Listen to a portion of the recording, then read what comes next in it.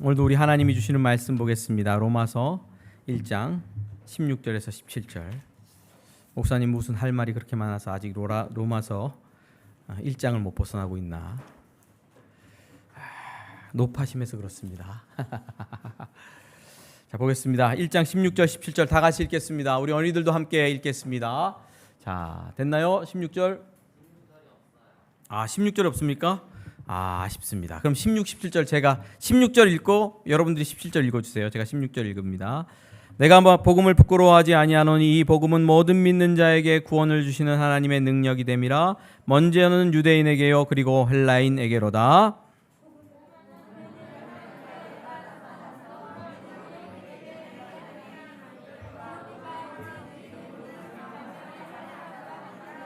아멘. 네, 한 목소리는 아니지만 같은 구절을 읽어서 할렐루야입니다. 자, 우리 어린이들은 우리 그 사람들께서 누구 설교를 들어야 됩니까? 누가 홍성진 목사님이라 그랬어? 역시 홍성진 목사님이 그 사람들 교회 목사입니다. 그래서 여러분들에게 뭐를 전하라고? 복음을 전하라고 하나님께서 세우셨기 때문에 여러분들은 제 설교를 들어야 됩니다. 여기 오시는 전사님들도 누구의 권위 아래서 여러분들에게 복음을 전합니까? 네, 제 목사님이 허락해 줘서 전사님 우리 어린이들에게 복음을 전해 주십시오. 그래서 복음을 듣는 거예요. 알겠죠? 그러니까 오늘은 누구 복음을 들어요? 누가 전하는 복음을? 홍성진 목사님. 홍성진 목사님 설교는 어렵다 쉽다? 네, 더럽게 쉬워요. 자 집중하고 오늘 굉장히 중요한 얘기입니다. 피해갈 수 없습니다. 함께 말씀을 듣겠습니다. 한번 물어볼게요. 교회 다니고 예수 믿고 복음을 듣고 여러분들은 자유케 되셨습니까? 제가 50년 평생 신앙생활 하면서 제 인생의 숙제, 예수 믿는데 난 괴롭다. 난 괴로운 것뿐이 없더라. 나는 예수 믿는데 얼매이고 답답하고 하고 싶은 거 다 하지 못하고 너무 어렵기만 하더라. 제 인생의 평생의 숙제. 그래서 대학교 다닐 때부터 복음을 다시 보기 시작했어요. 그랬더니 복음이 하나씩 제 얼매였던 문제들을 풀어주고 조금씩 자유케 되는 것을 자유가 뭔지 알게 해주시더라고요. 여러분, 로마서를 통해서 여러분들의 인생이 자유케 될 줄 저는 믿습니다. 생명과 능력으로 가득 채워질 줄 믿습니다. 함께 우리 보겠습니다. 오늘 말씀을 보면 바울이 자기는 복음의 빚진 자라고 말합니다. 나는 복음의 빚진 자다. 내가 하람이한테 돈 100만 원을 주면서 하람아 너 하준이한테 이거 전해줘. 그랬으면 하람이는 100만 원을 맡아갖고 하준이에게 100만 원을 전해줘야 되잖아요. 그렇죠? 전해줘야 될 사람 이런 뜻이에요. 그래서 하준이를 빨리 만나야 되는데 하준이 어디 갔지? 하준이가 어디 딴 데 갔어. 2박 3일 수련회 갔어. 돌아오면 내가 빨리 이 100만 원을 전해줘야 되는데 그게 바로 복음의 빚진 자의 마음이에요. 바울 사도에게 하나님께서 복음을 맡기셨어요. 그래서 전해줘야 되는데 전해주지 못하고 있으면 안 되는 거죠. 그런 안타까운 마음으로 복음의 빚진 자의 심령으로 바울은 로마에 있는 사람들에게도 복음을 전하기를 원하는 거예요. 그런데 16절 복음에 대해서 얘기하면서 이렇게 말해요. 내가 복음을 부끄러워하지 아니하노니. 갑자기 복음을 부끄러워하지 아니한다는 표현을 써요. 저는 예전에 이걸 오해했어요. 복음을 부끄러워하지 않으니까 거꾸로 말하면 무슨 뜻이다? 나는 복음을 자랑한다. 이런 뜻인 줄 알았는데 단순히 그렇게만 볼 수가 없더라고요. 복음을 부끄러워하지 아니한다는 건 무슨 뜻이냐면 복음에는 세상 사람들 앞에서 무시당할 요소, 세상 사람들이 거절할 요소, 세상 사람들이 모멸감과 세상 사람들이 기분 나빠할 요소들이 많아요. 그래서 내가 복음을 전하려고 하면 껄끄러워요. 그 사람들을 불편하게 할 거예요. 내가 복음을 말하면 사람들이 나를 불편해할 거예요. 그래서 복음은 세상 사람들을 불편하게 할 요소가 있다는 사실을 인정하면서 그럼에도 불구하고 나는 복음을 전한다 이런 뜻입니다. 내가 복음을 부끄러워하지 아니한다. 어감 자체가 복음의 상황이 가져다주는 어려움을 느끼고 있는 거죠. 십자가의 도가 멸망하는 자들에게는 미련한 것이요 구원을 받는 자들에게는 하나님의 능력이라. 십자가의 도가 뭐라고요? 미련한 것. 사람들에게는 미련하다고 느껴져요. 우리는 십자가에 못 박힌 그리스도를 전하니 유대인에게는 꺼리끼는 것이요 이방인에게는 미련한 것이다. 복음은, 십자가는 유대인에게는 꺼리끼는 거예요. 아우, 저 더러운 십자가? 저걸 믿으라고? 이방인 되는 건 미련한 사람들, 저 십자가 믿고 구원받는다고 저 미련한 사람들, 이렇게 표현한다고 고린도 전서에서 얘기를 하고 있어요. 그러면 좀 구체적으로 살펴봅시다. 복음, 그것 때문에 왜 세상은 모멸감을 느끼기도 하고 또 기분 나빠하기도 하고 불편할까? 복음은 죽은 사람이 부활했다고 주장하는 내용이에요. 이게 상식에 맞는 소리가 아니죠, 세상에선. 제가 얘기하는 거예요. 예수님이 살아나셨습니다. 어렸을 때 학교 다닐 때 너 교회 다녀? 나 예수님 부활을 믿어. 그러면 야, 죽은 사람이 어떻게 살아나냐? 가족들에게 복음을 전해보세요. 예수님이 부활하셨다는 게 복음이에요. 복음을 전하면 죽은 사람이 어떻게 살아나냐? 내게 보여줘봐. 내가 그럼 믿을게. 과학, 이성, 상식을 생각하는 세상 사람들은 예수님이 부활하셨다는 얘기를 들을 때 우리를 신천지와 별 다를 것 없는 사람처럼 생각해요. 그렇지 않아요? 말도 안 되는 것을 믿는 사람들이라고 생각해요.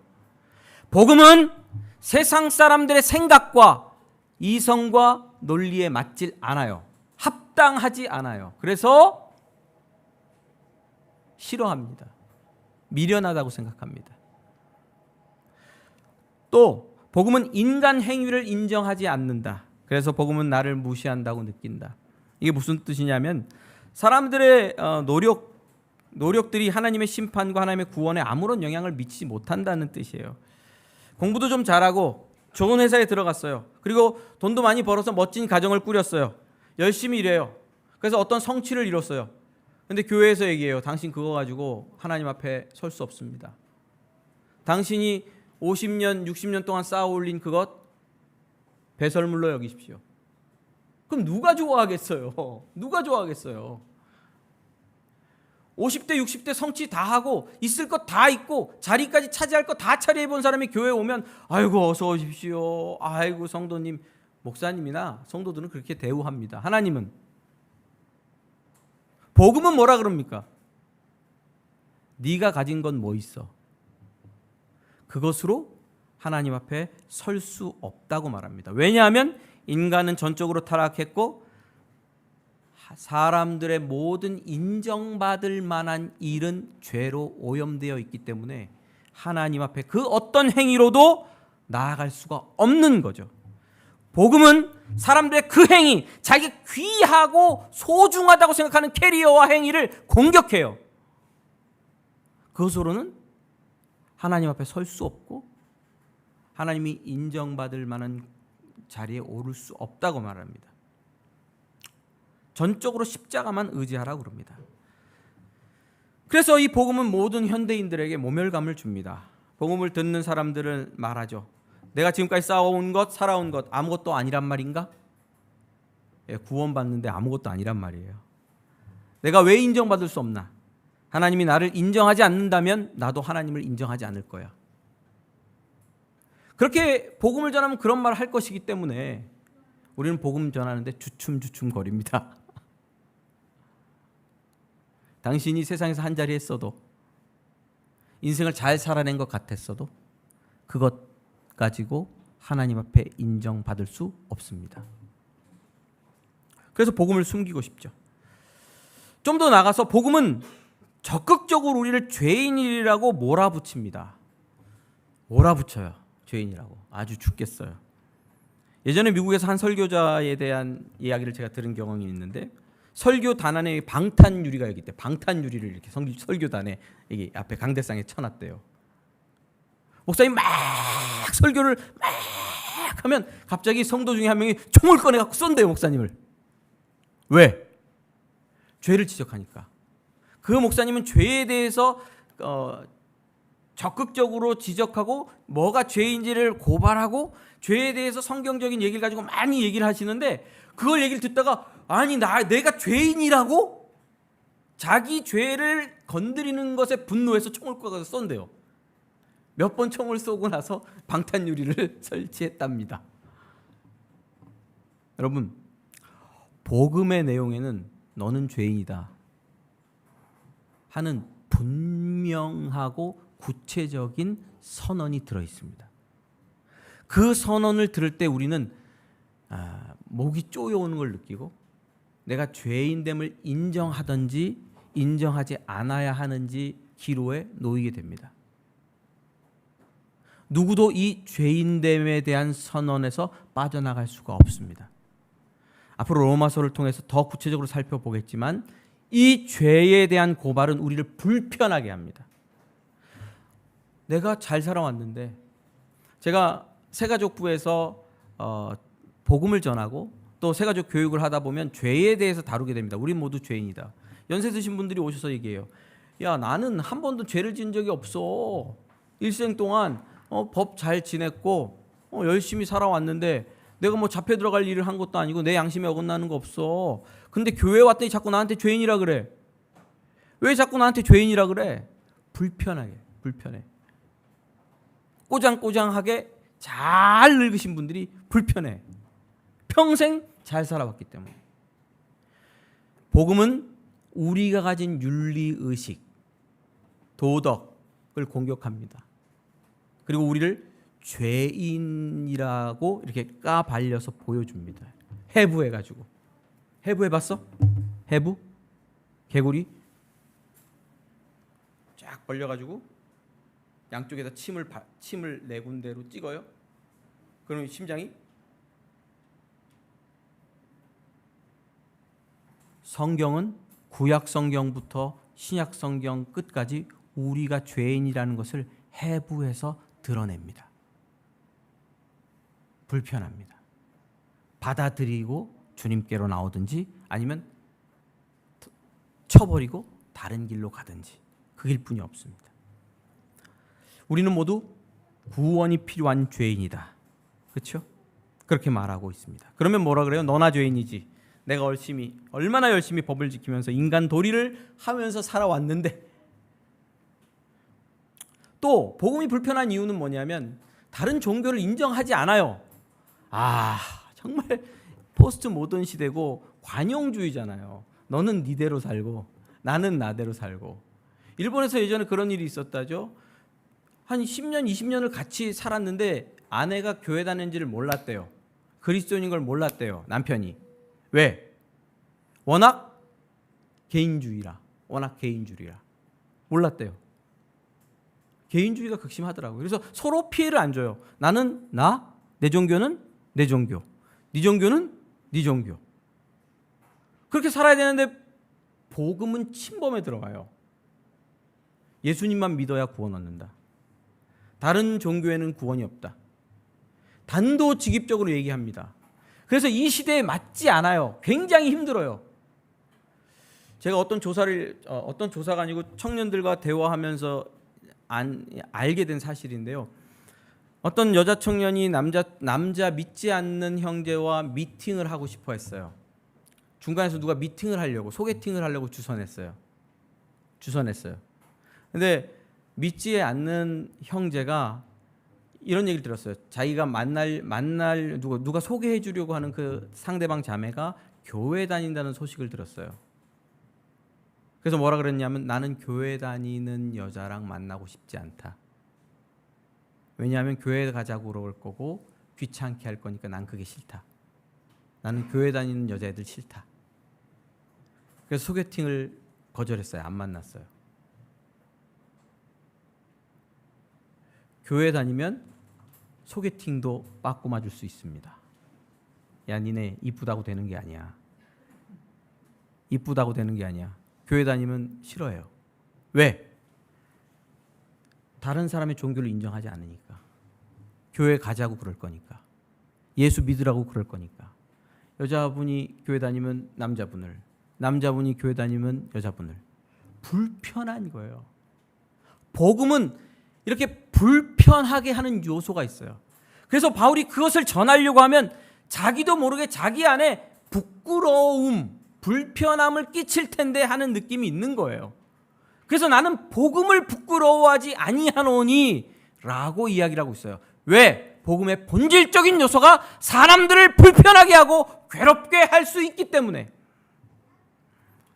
또 복음은 믿기만 하면 된다고 하니까 세상 사람들은 그렇게 말합니다. 그런 게 어딨노?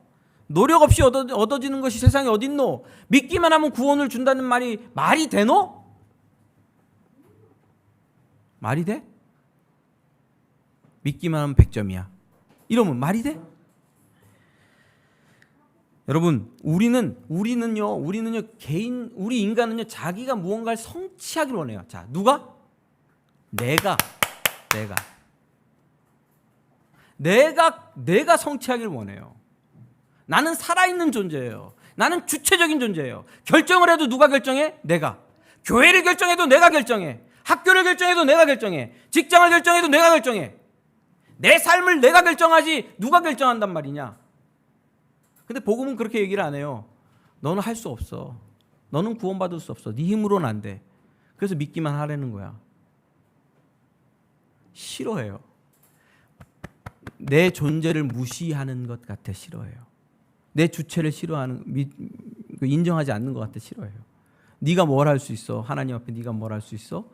네 힘과 네 노력과 네 능력으로는 구원받을 수 없고 선해질 수 없어. 그렇게 복음이 얘기하니까 내 자존심을 깎아내리고 내 능력을 짓밟는 것 같은 생각이 들어요. 그래서 복음을 불편해합니다. 다른 요소들이 많겠지만요. 그럼에도 불구하고 바울은 복음을 부끄러워하지 않는다라고 얘기하고 있어요. 나는 복음을 부끄러워하지 않는다. 왜? 자, 16절 제가 읽어드릴게요. 잘 보세요. 내가 복음을 부끄러워하지 아니하노니 이 복음 모든 믿는 자에게 구원을 주시는 하나님의 능력이 됨이라. 먼저는 유대인에게요 그리고 헬라인에게로다. 할렐루야. 자, 따라해 보세요. 이 복음은 모든 믿는 자에게 구원을 주시는 하나님의 능력이 됨이라. 감사합니다. 너무 감사합니다. 복음은 능력입니다. 믿으십니까? 자, 복음은 능력입니다. 믿으십니까? 사람들은 복음이라고 할 때 어떤 구원받는 이론이라고 생각합니다. 구원받는 매뉴얼을 내게 주시는 것 같아요. 목사님, 나 구원받는 방법 가르쳐 주세요. 구원받는 매뉴얼 나한테 좀 알려주세요. 어떻게 하면 내가 구원받을 수 있습니까? 예수님께 찾아온 젊은 부자가 말했죠. 내가 무엇을 하여야 영생을 얻고 구원을 얻겠습니까? 무엇을 하여야? 매뉴얼을 달라는 거예요. 근데 복음은 그런 거와 상관이 없습니다.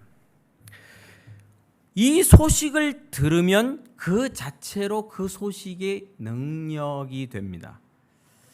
팀 켈러 목사님은 이렇게 얘기를 하더라고요. 복음에는 말과 능력이 함께 있다. 복음에는 여기 정보가 포함되어 있습니까? 없습니까? 있죠. 예수님에 대한 정보, 하나님에 대한 정보, 구원과 죄와 우리 인생에 대한 정보들이 포함되어 있죠. 말과 함께 모두 포함되어 있다? 능력이 함께 포함되어 있다는 거예요. 그래서 그 말과 함께 그 말을 들으면서 믿을 때 복음의 능력이 나타나서 우리를 구원한다는 거예요. 한꺼번에. 이게 굉장히 우리가 집중해서 보아야 될 한 가지입니다. 갑자기 넘어가 버렸어요. 그러므로 우리는 단순히 복음을 어떤 실천 강령 정도로만 보면 안 됩니다. 우리는 모두 죄인입니다. 믿으십니까? 그래서 모두 죽음의 지배 아래 고통당하고 있고, 그런데 창조주 하나님께서 하나님의 사람들을 사랑하셔서 자기 외아들을 이 땅에 보내셨습니다. 그리고 인류의 죄를 대속하기 위하여 십자가에 달리도록 하셨죠. 예수님은 십자가에서 죽으시고 사흘 만에 부활하셨고, 그리고 지금 보좌 우편에서 우리를 다스리고 계십니다. 이 예수님을 믿으십시오 라는 복음을 전달받을 때 하나님의 구원의 능력이 임하는 겁니다. 복음은 하나님의 구원의 능력입니다. 그 자체로 그렇습니다. 정보만 전달되는 것이 아니고 구원의 능력이 전달됩니다. 누군가 이 복음을 듣고 믿는 즉시 죄사함 받고 새 생명을 얻게 되어 있습니다. 더 이상은 마귀 권세가 아니라 사망의 권세 아래 있지 않고 하나님의 은혜로운 다스림 안에 놓이게 됩니다. 복음을 믿는 그 순간. 다른 어떤 행위가 아닐지라도. 왜? 복음 자체가 능력이기 때문에 그렇습니다. 이 부분을 두 가지 예를 들어서 제가 여러분들에게 말씀드리고 싶습니다. 고넬료 아십니까? 고넬료? 자, 제아야 누구라고? 한번 얘기해봐. 성은 고시요. 이름은 넬료. 고넬료. 아비나 뭐라고?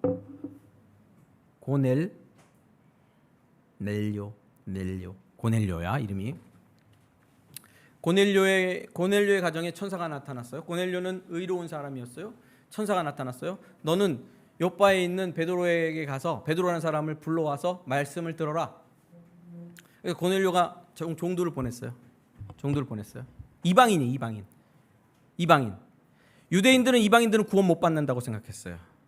유대인들은 이방인들을 이렇게 생각했어요. 하나님께서 지옥의 불쏘시개로 쓰려고 만들었다. 이방인들은 아무 가치가 없다. 그 중에 한 명이 고넬료와 고넬료의 가족들이었어요. 베드로가 비몽사몽하는 중에 환상을 봤어요. 어떤 바구니에서 막 이거 뭐야? 이거 막 이런 이상한 벌레, 이상한 짐승 같은 것들이 막 움직이고 있는데 잡아먹으라. 야, 그거 먹을 수 있겠어? 유튜버 보니까 무슨 쥐네 같은 거 중국 가서 튀긴 거 먹더라고. 거미 튀긴 거 확 먹어보고. 베드로가 하나님, 나는 거룩한 사람으로서 이런 걸 먹어본 적이 없습니다.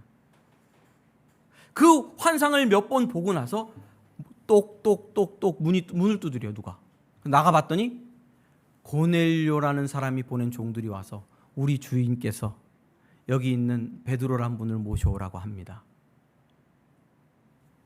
아차, 그 환상이 이방인들에게 가서 복음을 전하라는 뜻인가 보다. 그리고 베드로가 그 사람들, 그 종들을 따라서 고넬료의 집에 갑니다. 고넬료의 집에 가니까 고넬료가 와서 베드로에게 절하고 온 가족들이 모여 있어요. 온 가족이 모여있어요. 그러자 베드로가 복음을 전합니다. 뭐를 전했다고? 하나님의 능력, 온 세상을 구원하는 하나님의 능력인 복음을 말하기 시작합니다. 복음을 말합니다. 사도행전 10장 44절. 베드로가 이 말을 할 때에 성령이 말씀 듣는 모든 사람에게 내려오시니 베드로와 함께 온 할례 받은 신자들이 이방인에게도 성령 부어 주심으로 말미암아 놀라니 이는 방언을 말하며 하나님의 높임을 들음이로라. 이에 베드로가 이르러 이 사람들이 우리와 같이 성령을 받았으니 누가 능히 물 세례 베품을 금하리요 하고 명하여 예수 그리스도의 이름으로 세례를 베풀라 하시니라. 그들이 베드로에게 며칠 더 머물기를 청하니라. 여기서 중요한 것은 베드로가 이 말을 할 때예요. 베드로가 이 말을 할 때에, 이 말은 무슨 말입니까? 복음을 얘기할 때에, 예수 그리스도에 관하여 전할 때에, 예수가 하나님의 아들이요 그가 십자가에서 죽었다가 부활하셔서 온 땅을 통치하는 그리스도라는 사실을 말할 때에 고넬료와 그 가족들에게 성령이 임해서 하나님의 자녀인 것을 인치셨어요. 할렐루야. 그들을 구원하신 것이죠. 그들에게 새 생명을 부어주신 것이죠. 영생을 부어주신 것이죠. 언제? 그들이 복음을 듣고 어떤 삶을 살아냈을 때가 아니에요. 그들이 착한 행실을 했을 때가 아니에요. 그들이 복음을 듣고 제자된 삶을 살고자 열방을 향하여 선교를 나갔을 때가 아니에요. 11조와 감사헌금과 어떤 주의 성수를 했을 때가 아니에요. 이 말을 할 때에 성령이 임하여서 그들을 인쳤다고요. 그리스도인으로. 이 말은 뭐예요? 복음이에요. 복음은 사람을 구원하는 능력이에요. 다른 행위가 거기 포함되지 않습니다. 복음 자체가 우리를 살립니다. 믿으십시오. 여러분, 이 복음을 믿고 하나님 앞에 나오십시오. 이 복음이 여러분들을 하나님의 자녀로 만들었어요. 다른 행위로 말미암아 하나님의 자녀됨을 유지하려고 하지 마세요. 하나님의 자녀됨을 유지하는 것도 복음 때문입니다. 여러분들의 행위의 능력 때문에 하나님의 자녀됨이 유지되지 않습니다. 결코 그런 일이 없습니다. 복음으로 구원받았고 복음으로 구원받고 있고 복음으로 우리는 구원받을 것입니다. 그럼 또 한 가지 살펴보겠습니다. 바울은 다메섹 도상에서 하나님을 예수 그리스도의 부활을 목격한 이후에 복음 전하는 삶을 살기 시작했는데 안디옥에 가서 복음을 전하였을 때에 안디옥에서 바울과 바나바에게 이게 선교사로 세웠어요. 안수해가지고 안디옥 교인들이 당신들은 하나님이 열방을 위하여 세운 선교사입니다 하고 선교사로 파송했어요. 그래서 바울이 복음을 전하기 위하여 여기저기 다녔는데 1차 전도 여행 기간에 비시디아 안디옥이라는 지역에 갔어요. 안디옥이 아니고 비시디아에 있는 다른 안디옥에 갔어요. 거기서 복음을 전했어요. 그때 역사가 많이 나타났어요. 그들이 나갈새 사람들이 청하되 다음 안식일에도 이 말씀을 전하라 하더라. 이 말씀은 뭐겠어요? 구약 성경을 복음으로 푸는 거였어요. 회당 모임이 끝난 후에 유대인과 유대교에 입교한 건건한 사람이 많이 바울과 바나바를 따르니 두 사도가 더불어 말하고 항상 하나님의 은혜 가운데 있으라 권하니라. 자, 이 복음을 전했을 때에 유대 회당에 있던 유대인들과 이방인들이 바울과 바나바를 따랐어요. 그럼 누구의 제자가 된 거예요? 결국 그들이 전한 예수 그리스도의 제자가 된 거죠. 그리고 두 사도와 함께 말할 때 사도들이 그들에게 전한 말은 뭐냐면 항상 하나님의 은혜 가운데 있어라. 니네 이제 예수님 만났지? 예수님 만났으니까 의무가 있어. 주일날 빠지고 놀러 가면 다 지옥 가. 다시 이방인의 길로 가는 거야. 다 교회 나와야 돼. 맞습니까? 자, 내 눈을 보세요. 야, 니네 내 눈을, 너 눈을 크게 떠. 눈이 안 보여.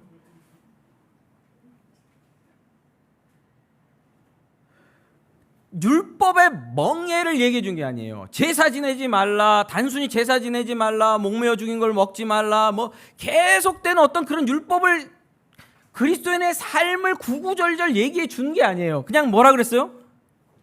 은혜 아래 있어라. 그게 다예요. 왜 이런 얘기를 했겠습니까? 구원하는 것은 복음이니까. 다른 게 필요 없으니까. 이제 이방인들 할례를 받아라가 아니에요. 왜 할례를 행하라고 말하지 않았겠습니까? 바울이 구약 성경을 몰라서요? 알죠. 다 알죠. 그러나 왜 그렇게 얘기하지 않았겠습니까?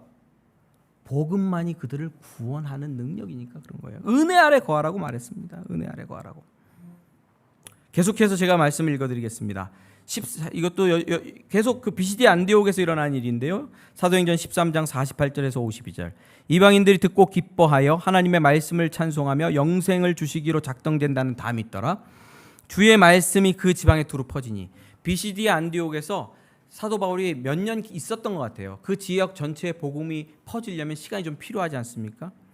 이에 유대인들이 경건한 귀부인들과 그 신의 유력자들을 선동하여 바울과 바나바를 박해하여 그 지역에서 쫓아냈어요.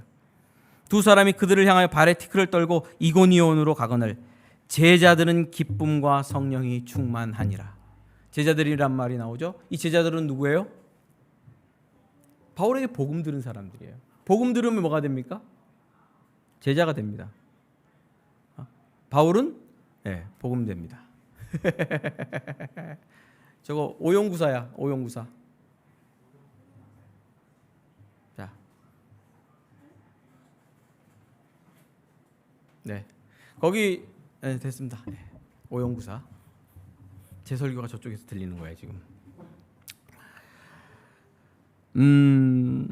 여러분, 제자는 바나바와 바울을 통해서 복음 듣는 사람들이었죠. 그들은 그저 복음을 듣고 예수 믿은 사람들이었습니다. 복음을 듣자 이미 제자가 된 겁니다. 무엇이 그들을 그렇게 만들었냐 하면 복음 그 자체입니다. 왜냐하면 복음이 사람을 구원하는 하나님의 능력이기 때문입니다. 저는 우리 그 사랑하는 교회에서 이 로마서를 통해서 또 구약 성경과 다른 복음들을 통해서 우리가 복음이 무엇인지 더 깊이 알고 더 넓게 알고 더 자세히 알고 인격적으로 알아가길 소망합니다. 확신하는 것은 이 복음이 우리를 자유케 하고 우리를 생명의 능력 가운데 거하게 할 뿐만 아니라 예수 그리스도의 제자의 삶을 살도록 할 줄 믿기 때문입니다. 제가 늘 기도하는 제목이 있습니다. 하나님, 저한테 말씀을 전하라고 하셨는데 제가 96년부터 전도사 생활했어요. 96년 가을부터 지금까지 왔는데, 주님, 내가 전한 복음 딱 하나입니다. 예수 믿으면 열매 맺는다.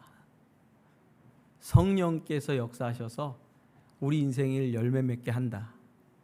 그분이 하신다. 그게 제가 가진 그 말씀이에요. 그리고 평생 그 말씀만 전했어요. 그 말씀만. 진짜 평생 일해봤자 한 20년 되나요? 몇 년이에요? 96년부터 지금까지. 모든 설교에서 거의 이런 게 빠진 적이 없어요. 그럼 제가 기도하는 건 이거예요. 하나님, 그렇게 내가 전해왔는데 이 말씀이 살아있고 오늘도 역사하는 그 복음인 것을 내게 확증시켜 주십시오. 내가 지금까지 전한 그 말씀, 그 복음이 죽은 말씀이 아니고 살아있는 하나님의 말씀인 것을 내 몸에서 확인되게 해 주십시오. 무슨 뜻이에요? 내가 열매 맺는 삶을 살고 싶다는 거죠. 복음 때문에.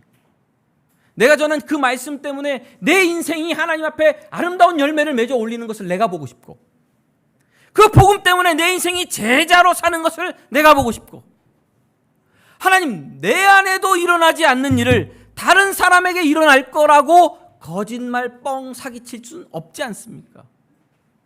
그게 제 기도 제목입니다. 그건 제 기도 제목이고요. 오늘 성령께서 로마서를 통해서 우리에게 하고 있는 말씀은 이겁니다. 복음은 너희 인생의 하나님의 구원의 능력이다. 그 능력이 살게 하고 능력 있게 하고 세상을 이기게 하고 제자의 삶을 살아나게 한다. 심플합니다. 다른 것 덧붙이지 마십시오. 제발 다른 것 덧붙이지 마십시오. 그래야 하나님과의 인격적 교제가 깊어지고 시작됩니다. 복음 안에서 하나님의 능력으로 승리하시길 주님의 이름으로 축원합니다. 아멘. 자, 기도하겠습니다.